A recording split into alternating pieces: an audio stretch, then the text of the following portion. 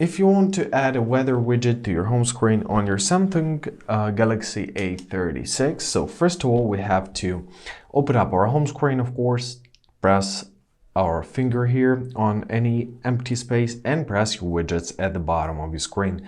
In this pop-up menu, now choose your weather, and here you can see the list of your different weather widgets. So let's choose a desired widget. For example, this one, press add. You can resize it, right? You can make it the small one or choose the biggest version of it. You can hold your finger on it, right? You can hold your finger on it and you can redrag it at any point of your screen. If you hold it long enough, you can press settings.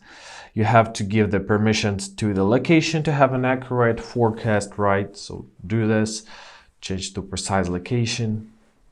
Give it some time to adjust everything.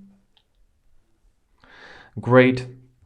And so here you can see all of the info. And if you will press and hold and open up settings, you can choose your daily forecast or hourly forecast. You can choose whether you want background or not. And if you want your background, you can choose the background color dark, light, or match with phone settings.